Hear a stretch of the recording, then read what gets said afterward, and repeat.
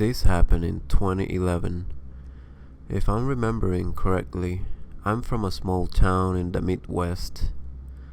At the time, my parents and I live in a house in the middle of the country. Living in the country, you know your neighbors.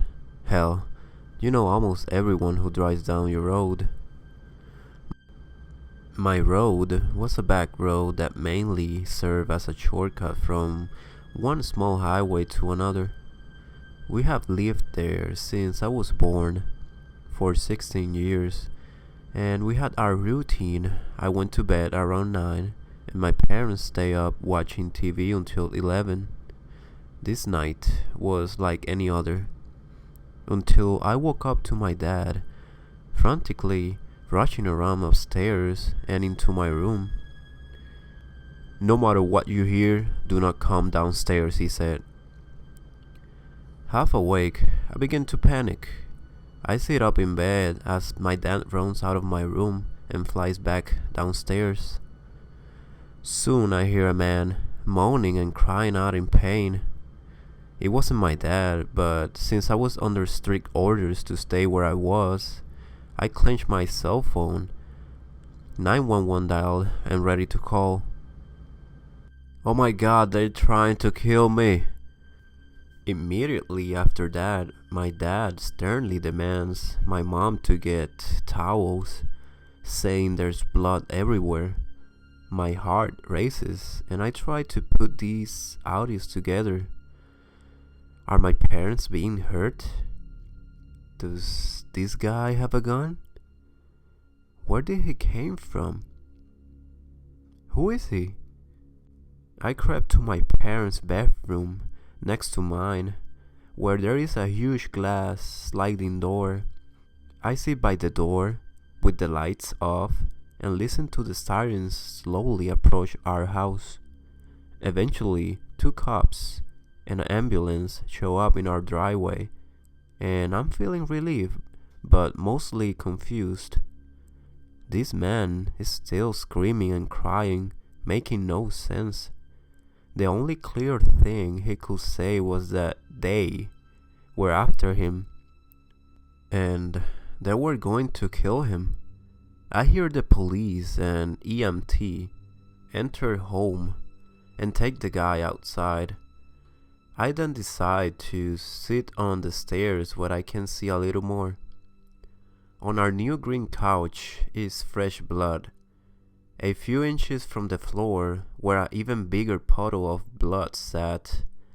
My dad finishes speaking with the police and everyone goes on their way. My mom came with me to bed to give me the long-awaited explanation. She's visibly shaking and her face is white, the only color being a little blood stain on her hands she didn't notice. Turns out that the guy that came to our house was partying with two guys he didn't know in the bigger town about 15 minutes from our house. These two guys were both on parole and wanted in other states. One guy was a few days away from starting a new job but ran out of money. He and his co-conspirator decided to get our guy fucked up, kill him and take his money. Well, they got a third of the way there. Next door to our house was a huge 24-acre field, completely empty and only used for cattle from time to time. No barns, no house, nothing. The two bad guys drove our guy onto his field and proceeded to beat the shit out of him and slice a nice gash in his face. They used a belt around his neck to finish him off, but later told the cops they couldn't go through with it, so they just took off and left him there. I guess our guy saw our yard light and took that as we were home. We were the closest house to that field, so I guess I can understand the desperate thinking. From what my mom told me, Dad later confirming of course, is that they were watching TV in the living room. Dad flipping through a motorcycle magazine. They hear a polite knock on the door.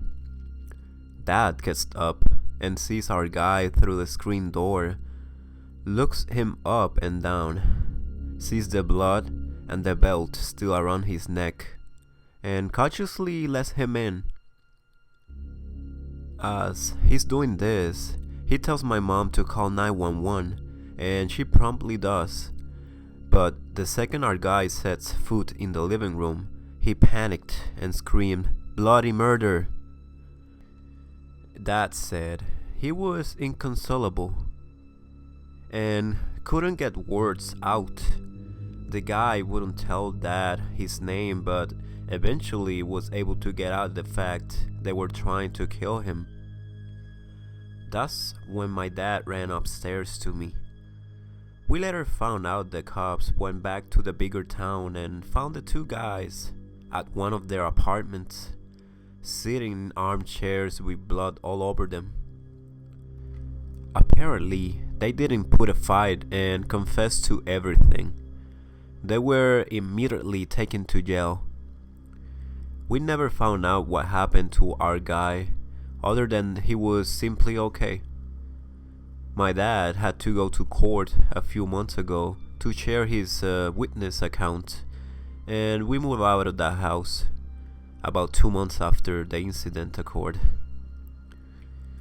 We are now very cautious of anyone that sets foot in our property, and my mom spent a good week or two sleeping in my bed with me because I was having nightmares.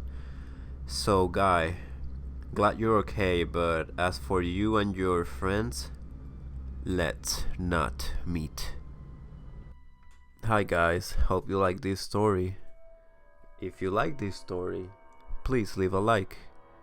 And if you'd like to hear more stories in the future, please subscribe.